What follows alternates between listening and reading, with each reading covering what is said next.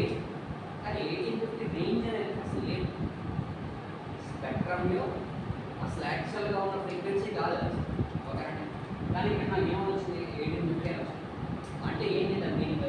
ఇది ఎగ్జాక్ట్గా వచ్చిన ఫ్రీక్వెన్సీ కరెక్టే, కాకపోతే it doesn't match to the any bandwidth of the generation networks. అంటే 2Gలో కానీ 3Gలో కానీ 4Gలో కానీ 5Gలో కానీ ఇట్ డజంట్ మీట్ అవుతుంది, ఆ ఫ్రీక్వెన్సీ రేంజ్కి అది మీట్ అవుతుంది.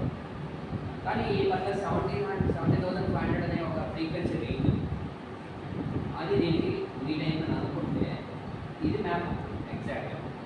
ఓకే, కానీ నాకు 18 ఎంత వచ్చింది అని అనుకోండి, ఎగ్జాంపుల్ 18,500 వచ్చింది అనుకోండి. కానీ ఈ వాల్యూ వచ్చింది కరెక్టే, రావడం కరెక్టే, మనం దాన్ని డేటాబేస్లో ఇంక్లూడ్ చేసుకోవడం కూడా కరెక్టే. కానీ it will not work out. ఆ ఫ్రీక్వెన్సీ అనేది లేదు, మ్యాప్ అవ్వలేదు. కాబట్టి ఆ పర్టికులర్ క్యాండిడేట్ కట్టి నెట్వర్క్ అనే దాంట్లో ఇంటర్నెట్ బేస్డ్ ఓఎల్డి అనేది జనరేట్ అవ్వలేదు. వాడు అనుకున్న దానికంటే ఫ్రీక్వెన్సీ రేంజ్ ప్లస్ వచ్చేసిందో మైనస్ వచ్చేసిందో ఏదో జరిగిపోయింది. కానీ వచ్చింది ఫ్రీక్వెన్సీ అయితే డేటా కరెక్టే, కానీ it doesn't meet to the requirement of the bandwidths. ఏదైతే బ్యాండ్విడ్త్ నేను డిసైడ్ చేసానో దానికి రిక్వైర్మెంట్ అది ఫుల్ఫిల్ అవుతుంది. కాబట్టి ఈ పర్టికులర్ డేటాబేస్లో డొమైన్లో ఏమైంది, ఈ డేటా అనేది కరెక్ట్ కాదు. డేటా అనేది వచ్చిన ఫ్రీక్వెన్సీ అయినా కాదంటే ఫ్రీక్వెన్సీ వచ్చింది, కాకపోతే ఆ ఫ్రీక్వెన్సీ అనేది మన ఆస్పెక్ట్స్లో అది యూటిలైజేషన్లో లేదంటే. ఓకే, కాబట్టి వీటికి ఇంటర్నెట్ అనేది పూర్తిగా రాదు.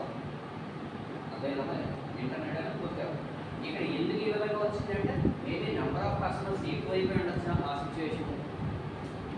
మేబీ స్టామ్స్ ఎక్కువగా ఉండడం వల్ల హై ఫ్రీక్వెన్సీ రేంజెస్ అన్నీ చూడండి విడుదల పడుతున్నప్పుడు అది మీరు బయటికి వెళ్ళి ఫ్రీక్వెన్సీ రేంజెస్లో మొబైల్ మాట్లాడుతూ బయటకు వెళ్ళకూడదు అంటూ ఉంటారు. అవునగా, ఎందుకు? Because of high frequency attack అవ్వచ్చు, హై సిచ్యువేషన్స్ ఉన్నాయి కాబట్టి. సో యాక్చువల్గా మనకి మ్యాక్సిమం బ్యాండ్విడ్త్ అంతా మనకి 17,500, కానీ 18,500 వస్తుంది. బియాండ్ అవుతాయి మొబైల్ వేలు, అంతకంటే బియాండ్ అవుతాయి. ఫ్రీక్వెన్సీ అనేది ఏమైపోతుంది, mobile is just and automobile.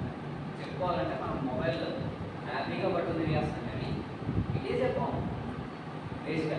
ఎందుకంటే బ్యాటరీ హై కెపాసిటీ అనండి కదా, 5,000 mAh బ్యాటరీస్ ఇవన్నీ అది పోయిలో పడేస్తాం ఒకసారి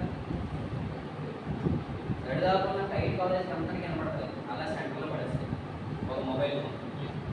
అదవుతుంది, ఎందుకంటే అంత ఎక్స్ప్లోయిడ్ ఒక బ్యాటరీ అని చెప్పి. మరి దాని లోపల ఉన్న high frequency range antenna related, అది హై ఫ్రీక్వెన్సీ వచ్చేస్తే ఏంటి దాని పరిస్థితి? ఇవన్నీ ఇవన్నీ ఒక డొమైన్ అండర్లో ఉన్న వాల్యూస్. ఆ డొమైన్ వాల్యూస్ ఏమైతే బియాండ్ దట్ వచ్చేసింది, బియాండ్ దట్ వచ్చిన ఫ్రీక్వెన్సీ కూడా కరెక్టే. ఇది ఫ్రీక్వెన్సీ తక్కువ అని చెప్పేసి అవ్వడం, కానీ సిచ్యువేషన్ బట్టి ఫ్రీక్వెన్సీ నేను ఎక్కడ యూటిలైజ్ చేయను. ఆ ఫ్రీక్వెన్సీ వస్తే నేను సిగ్నల్ వాడికి పాస్ ఆన్ చేయను. ఆ క్యాండిడేట్ ఎప్పుడైతే పాస్ ఆన్ చేయలేదో రిస్క్ ఉంటుందా? రిస్క్ ఉండదు. అయినా సరే ఫ్రీక్వెన్సీ డైనమికల్గా మారుతుంది, మనం కాల్ చేసినప్పుడు కూడా మారుతూ ఉండొచ్చు. ఆ సిచ్యువేషన్ మనం ఏం చేయాలి, రాకుండా అవాయిడ్ చేయొచ్చు. కానీ ఆల్రెడీ వచ్చిన తర్వాత అది ఫ్రీక్వెన్సీ హై రేంజ్లో వెళ్తే ఉంది, లో రేంజ్లో వెళ్తూ ఉంది, అది కంట్రోల్ చేయడం కష్టమైపోతుంది. అందుకనే స్టామ్స్ వచ్చినప్పుడు, విపరీతంగా పిడుగులు పడే సిచ్యువేషన్ ఉన్నప్పుడు, ఖాళీ ప్రదేశంలో ఉన్నప్పుడు you are not suppose to travel while you are on the call. Compulsory it is an 100% format. ఖాళీ ప్రదేశం ఇక్కడ ఉంది, ఇంత పెద్ద గ్రౌండ్ ఉంది కదా, so maybe there is a chance. Of course ఇంత పెద్ద బిల్డింగ్ ఉంది కాబట్టి ఆ దరిదాపుల్లో అక్కడ పడదు, కానీ ఇలాంటి బిల్డింగ్ కాకుండా చిన్న చిన్న పాకల్ లాంటివి ఉండి ఇంత ఖాళీ ప్రదేశం ఉంటే ఖచ్చితంగా 100% రిస్క్ ఫ్యాక్టర్. ఎందుకు? హై ఫ్రీక్వెన్సీ రేంజ్ ఉంది, ఆల్రెడీ లైటింగ్ అనేది హై ఫ్రీక్వెన్సీ రేంజ్లో ఉంటుంది, ఎక్కడెక్కడ మ్యాప్ అయిపోతూ ఉంటుంది. కనీసం దాంట్లో 0.1% మన దగ్గరికి వచ్చినా సరే